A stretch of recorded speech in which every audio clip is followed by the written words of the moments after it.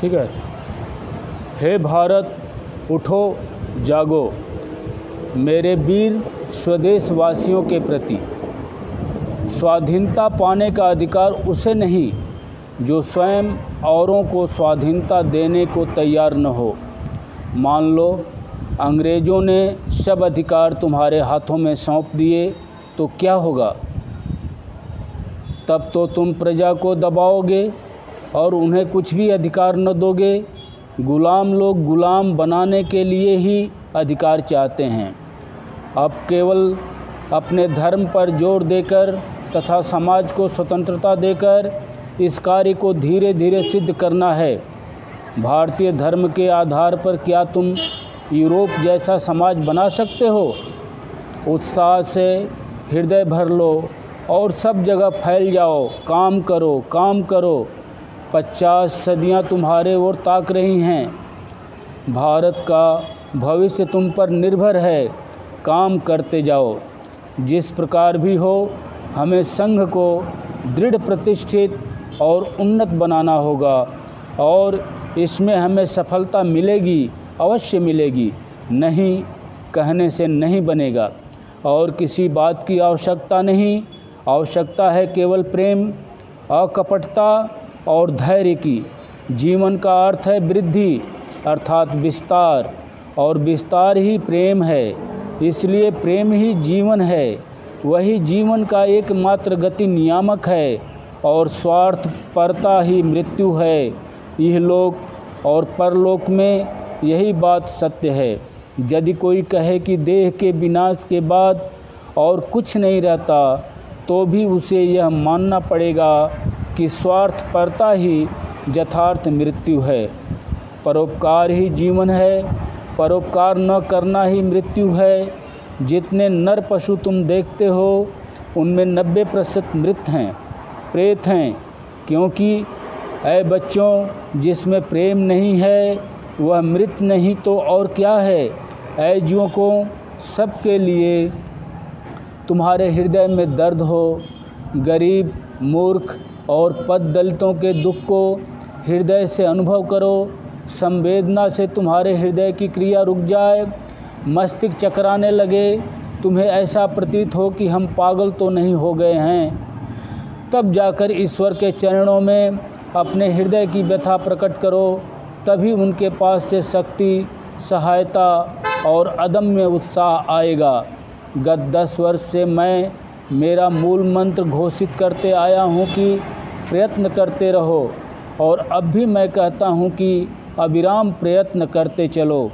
जब चारों ओर अंधकार ही अंधकार दिखता था, तब भी मैं कहा करता था प्रयत्न करते रहो, और आज जब थोड़ा थोड़ा उजाला दिख रहा है, तब भी मैं कहता हूँ कि प्रयत्न करते जाओ।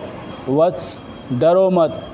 ऊपर उस अनंत नक्षत्र खचित आकाश की ओर इस तरह भयभीत हो मत ताको, मानो वह तुम्हें कुचल डालेगा। धीरज धरो, देखोगे कुछ ही समय बाद वह सब का सब तुम्हारे पैरों तले आ जाएगा। धीरज धरो। न धन से काम होता है, न नाम से, न यश से काम आता है, न विद्या। प्रेम ही से सब कुछ होता है। चरित्र ही कठिनाइयों की संगीन दीवारें तोड़कर अपना रास्ता बना लेता है। अभी हमारे सामने यह समस्या है, बिना स्वाधीनता के किसी प्रकार की उन्नति संभव नहीं। हमारे पूर्वजों ने धर्म चिंता के क्षेत्र में स्वाधीनता दी थी और उसी के फलस्वरूप हमारा यह अपूर्व धर्म खड़ा है। पर उन्होंने समाज के पैर बड़ी बड़ी जंजीरों से जकड़ दिए, जिसके परिणाम स्वरूप हमारा समाज 2 शब्दों में भयंकर और पैशाचिक हो गया है।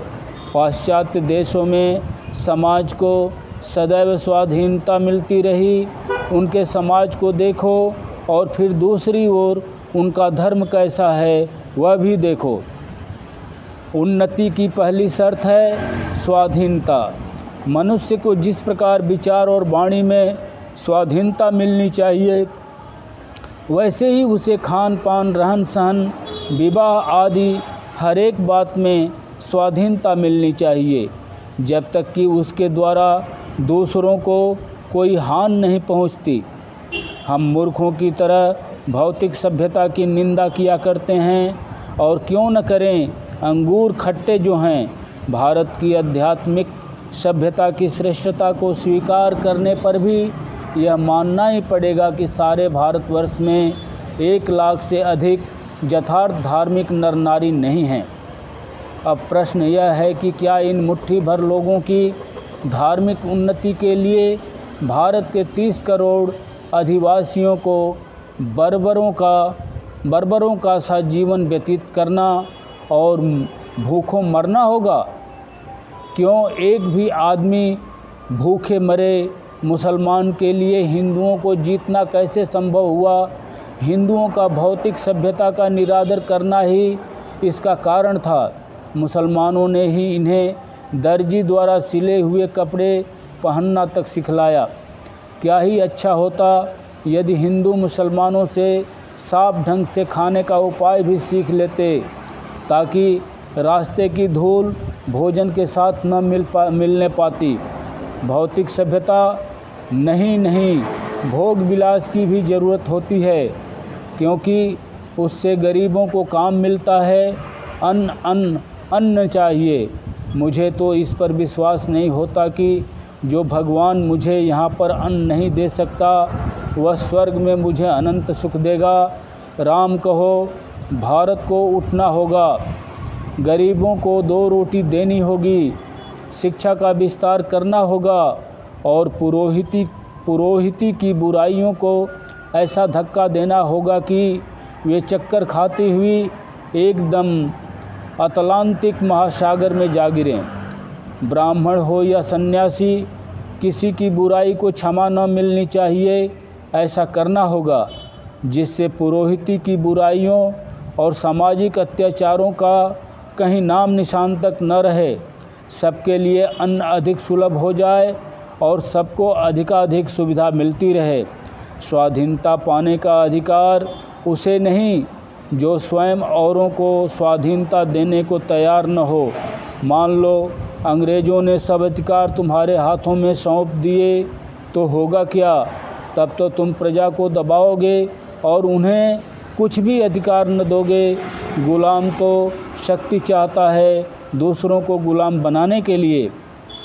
इसलिए अब केवल अपने धर्म पर जोर देकर तथा समाज को स्वतंत्रता देकर इस कार्य को धीरे धीरे सिद्ध करना है। पुराने धर्म से पुरोहिती छल को उखाड़ फेंको और इससे तुम्हें संसार में सर्वोत्तम धर्म प्राप्त हो जाएगा। समझ गए न मेरी बात? भारतीय धर्म के आधार पर क्या तुम यूरोप जैसा समाज बना सकते हो? मुझे विश्वास है कि यह संभव है और होना भी चाहिए। इसके लिए सबसे अच्छा उपाय है मध्य भारत में एक उपनिवेश की स्थापना करना, जहां वे ही लोग रहेंगे जो तुम्हारे विचारों को मानेंगे। फिर ये ही मुट्ठी भर लोग सारे संसार में उन विचारों का विस्तार करेंगे। इस कार्य के लिए धन की आवश्यकता है सही, पर यह धन आ ही जाएगा। इस बीच एक केंद्र समिति बनाओ और भारत भर में उसकी शाखाएं खोलते जाओ। अभी केवल धर्म भित्ति पर ही इस समिति की स्थापना करो और किसी उथल पुथल मचा देने वाले सामाजिक सुधार का प्रचार मत करो। हाँ, मूर्खता प्रसूत कुसंस्कारों को सहारा न देना। मुक्ति में सबका समान अधिकार है, सभी समान हैं। ये जो तत्व पूर्व काल में आचार्य शंकर, रामानुज और चैतन्य आदि द्वारा प्रचारित हुए थे, उन्हीं के आधार पर समाज को पुनः गठित करने का प्रयत्न करो। उत्साह से हृदय भर लो और सब जगह फैल जाओ। काम करो। नेतृत्व करते समय सबके दास हो जाओ। निस्वार्थ हो और कभी एक मित्र को पीठ पीछे दूसरे मित्र की निंदा करते मत सुनो। सब संगठनों का सत्यानाश इसी से होता है। अनंत धैर्य रखो, तभी सफलता तुम्हारे हाथ आएगी। काम करो। दूसरे के हित के लिए काम करना ही जीवन का लक्षण है। मैं चाहता हूँ कि हम में किसी प्रकार की कपटता, कोई दुरंगी चाल, कोई दुष्टता न रहे।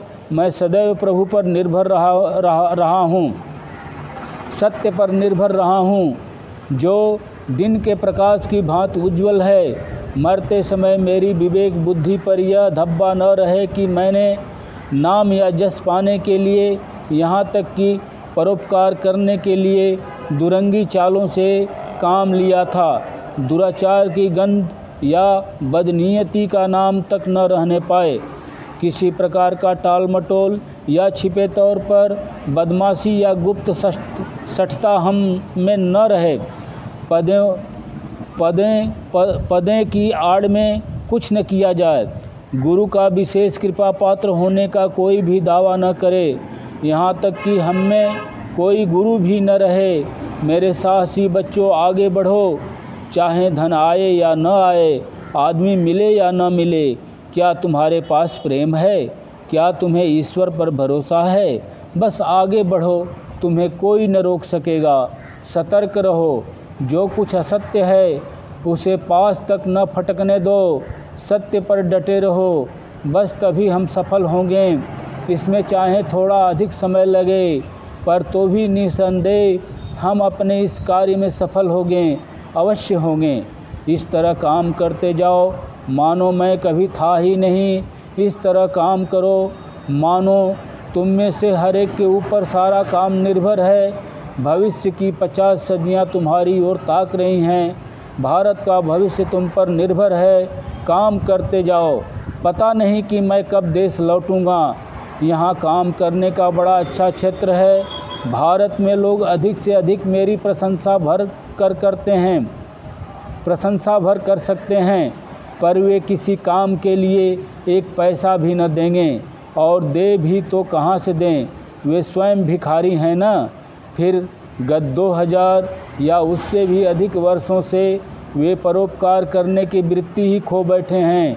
देश, जनसाधारण इत्यादि के भाव वे अभी अभी सीख रहे हैं। इसलिए मुझे उनकी कोई शिकायत नहीं करनी है। तुम लोगों को सदैव मेरा आशीर्वाद।